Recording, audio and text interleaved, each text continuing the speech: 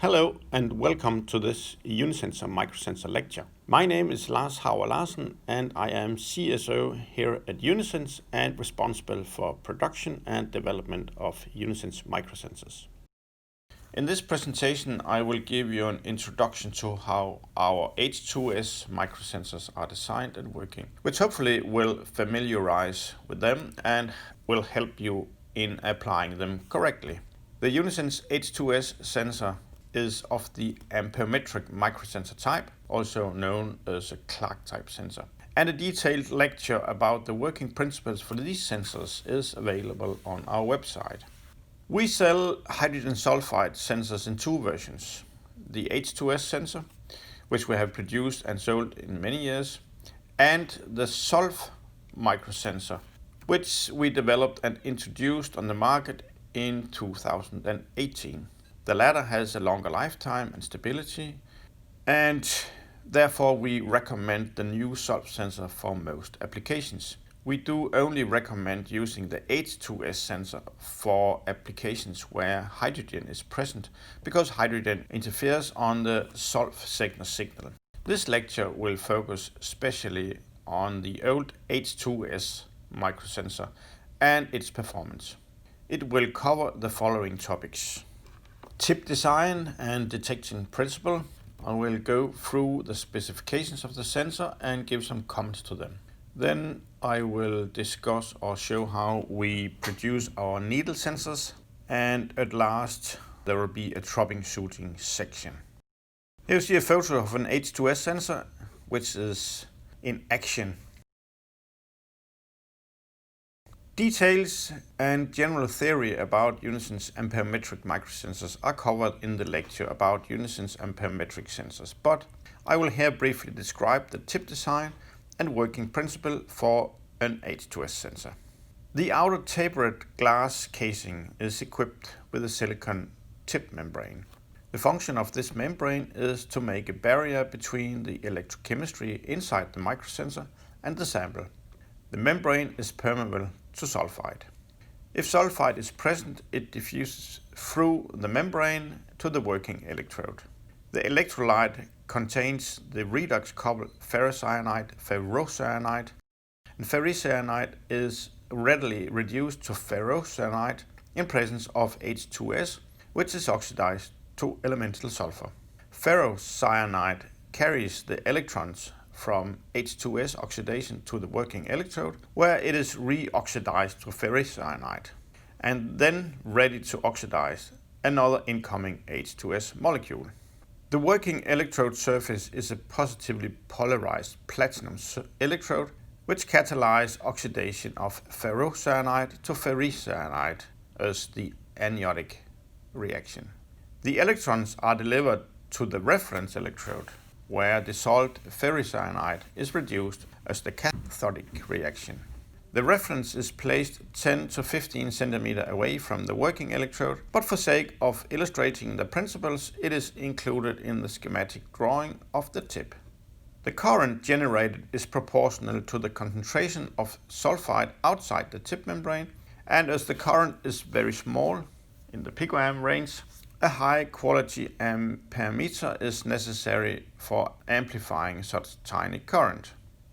The guard electrode ensures that no ferrocyanide dissolved in the electrolyte can reach the working electrode, which would otherwise react on the working electrode for the purpose of keeping the baseline low.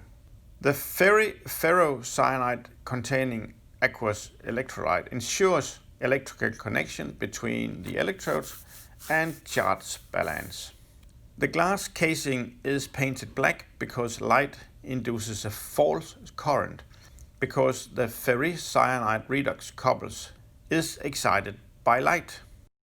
Even if the paint decreases the light interference, outdoor measurements at noontime can be compromised from light interference. Reduced dissolved sulfur is present in a protonated and an ionic fraction. In alkaline samples, H2S dissociates to become HS- and S-.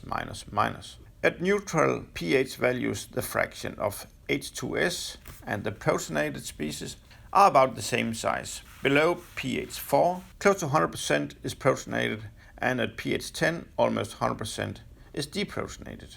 As a consequence, at pH value higher than 4, the sensor only measures a fraction of the reduced dissolved sulfide, and to calculate the total concentration, the pH of the sample must be known. If the pH is known, it is possible to calculate the total concentration of reduced sulfur using this equation. As seen, the dissociation constants are contained within the equations, and these are both temperature and salinity dependent. And the scientific community do not totally agree on the numbers, so the calculated concentration is subject to some uncertainty. As the measurable fraction decreases with pH increase, the calculation of the total concentration of reduced sulfur based on sensor signals lacks precision at high pH values. In gradient systems where pH typically changes with depth, it takes both a sulfide microsensor and a pH microelectrode to calculate the total reduced sulfur concentration profile.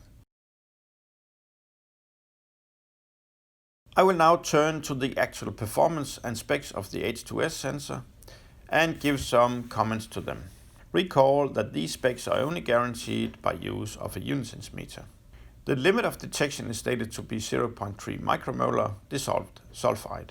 However, the detection limit is strongly influenced by the application in question, and especially at bright light conditions, detection limit can be compromised. By producing the sulfide sensors with a wider tip membrane, the sensors can be made more sensitive and the detection limit down to about 20 nanomolar. The lower detection limit will, however, affect the response time and steering sensitivity. The tip size ranges from 10 to 500 micrometer. We can produce them in standard models with 10, 25, 50, 100, 200 and 500 micrometers. We can, however, make them with tips down to 3 to 5 microns. Naturally, the smaller the tip is, the more fragile it will be. Larger sensors are made with thick glass walls, making them quite robust for profiling in matrices. Consult our guide for tip selection for more information. We can custom-make the tip design regarding slenderness and modify the sensor body dimensions if requested. The response time is a function of the sulfide diffusion path length into the working electrode and chosen to obtain the best compromise between sensitivity, response time and steering sensitivity. Small sensors are made with shorter response time than larger, but all standard sensors have below 10 seconds response time. Details on response times is found on our website. H2S sensors can be custom made with a short membrane to shorten the diffusion distance, and thus H2S sensors can be made very fast responding down to 1-2 seconds for 90% response time. The H2S sensors respond linearly to sulfide concentrations. It will respond linearly up to at least 300 micromolar dissolved sulfide. The limitation of the linear range is determined by the H2S oxidation capacity of ferricyanide. Thus, sensors which are produced to measure concentration in the millimolar range must have a reduced sensitivity. This is done by reducing the tip diameter of the tip membrane. The spatial resolution equals the tip diameter. This is just a rule of thumb because it cannot easily be validated. The sensor will sample from a very minute diffusion sphere at the membrane/sample interface, but physical disturbance should also be considered, which increase with tip size when profiling in biologically active matrices. The sensitivity to steering is for standard sensors less than 2%, but significantly higher for low-range sensors. For low-range sensors which can detect H2S in the nanomolar range, the steering sensitivity is more than 10%. The sensitivity to steering is defined as the difference between the signal in stirred and stagnant samples with the same sulfide concentration. This is exemplified here where a sensor measures in continuously mixed sample. When the steering is stopped, the signal decreases about 1%, which is typical for an H2S sensor, and when the steering is reactivated, the signal is back to the original level. The lifetime is expected to be more than 6 months if they are not physically damaged. H2S sensors have a shorter lifetime than the SOLF sensors, and for long-term monitoring we strongly recommend using SOLF sensors. Typically, the H2S sensors get more noisy over time with a decreased sensitivity as a consequence. As mentioned above, elemental sulfur is produced when H2S is oxidized by ferricyanide in the sensor chip, which is not very soluble in the electrolyte. Therefore, long-term measurements in sulfidic environments causes deposition of sulfur in the chip, decreases the sensitivity significantly, and will cause drift. The H2S sensor should therefore only be used for discrete sample measurements or profiling where it is not continuously exposed to H2S. Then the dissolution of elemental sulfur can keep up with the production. The diffusion coefficient through membrane and electrolyte settles over time, which increase the stability. But for this sensor type, recommend to calibrate as frequent as practically possible. Physical impact to the sensor can, besides destroying the sensor, change the sensitivity and thereby the calibration of the H2S microsensor. The working electrode connects to the amperemeter via a thin, flexible glass-covered platinum wire. Physical impact, which shocks the internal components, can induce a displacement of the working electrode position relative to the membrane and thereby changing the sensitivity.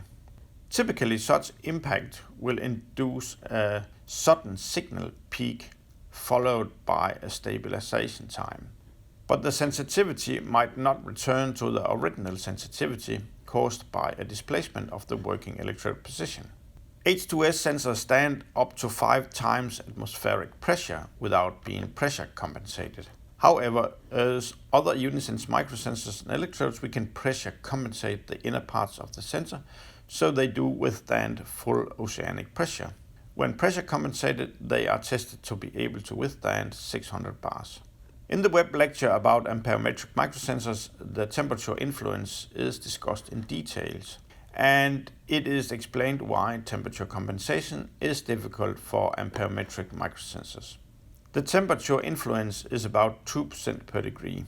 For sensors used with the new Uniamp portfolio, signal is temperature compensated within a ±3 degrees Celsius interval. We therefore recommend calibrating H2S sensors and measure at the same or almost the same temperature. The sensors can be used from -2 to 60 degrees Celsius. At higher temperatures, the baseline and noise level increases and compromise the sensitivity. I will not in this presentation go in detail with all the adaptations and modifications we do to the H2S sensors. This is covered in the quick guide. But I would at this point describe how a needle-embedded sensor is made. We make needle-embedded versions of the H2S sensors in order to give some protection to the sensor tip from being damaged. We make them in 2 different versions, H2S-N and H2S-NP. The latter is made for piercing membranes. This is a schematic drawing of the tip of an H2S-N and H2S-NP sensors. The needle protects to some extent the glass, but the sensor tip is still fully exposed to the sample solution. The needle and the glass part of the sensor is glued together inside the needle, so no sample liquid will intrude into the needle. This would otherwise cause a huge carryover effect. I will now turn to troubleshooting the H2S microsensors, which do not exhibit normal performance. Naturally, small glass tip sensors are fragile, and the tip might break if it hits something hard. This is a photo of an intact H2S-10 sensor, and to the right a photo of the same sensor shown, but now with a broken tip.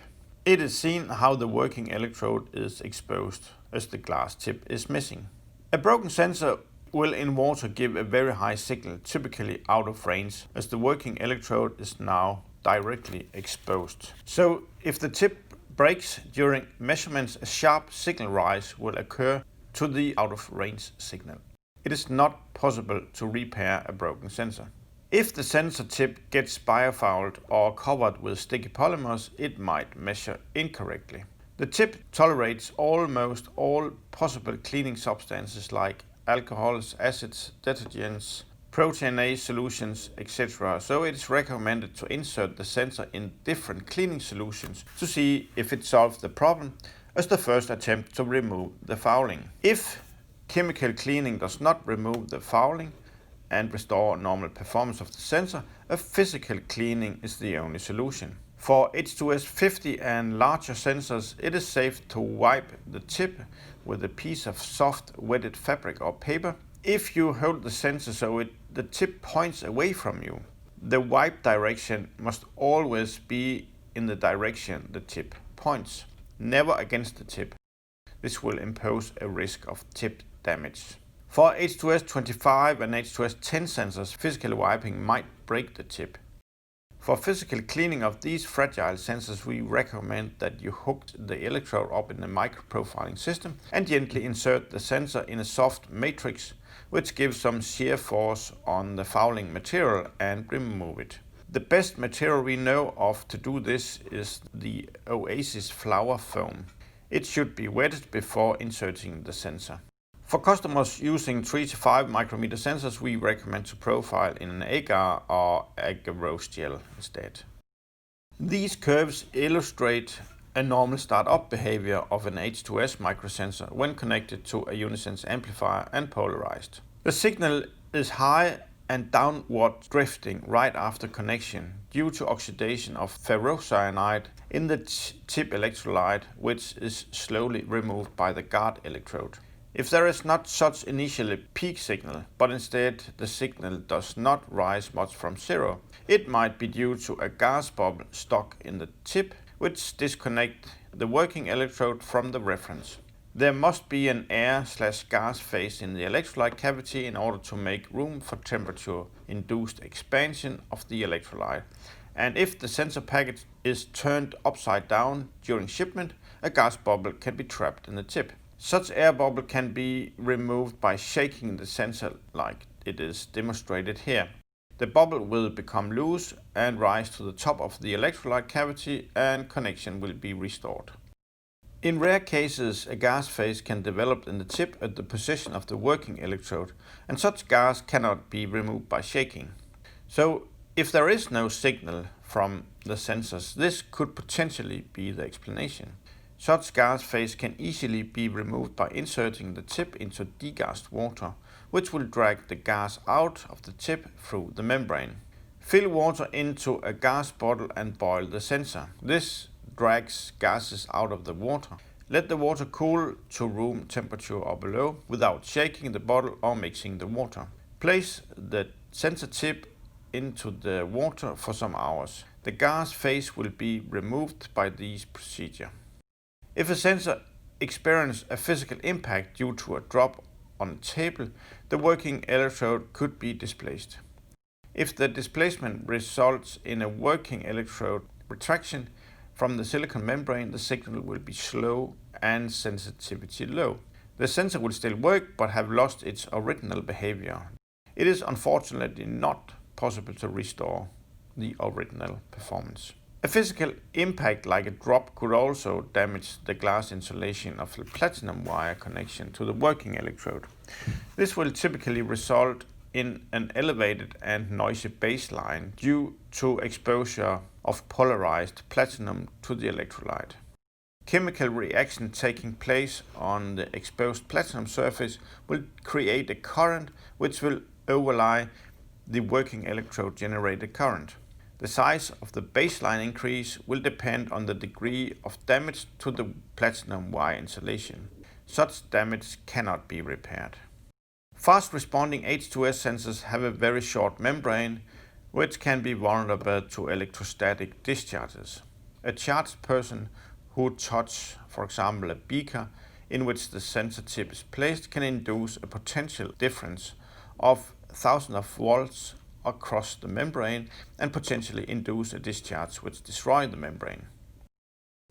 To be sure that this will not happen, a grounding wire should be connected to the liquid or setup in which the sensor tip is placed to the ground socket of the Unisense amplifier.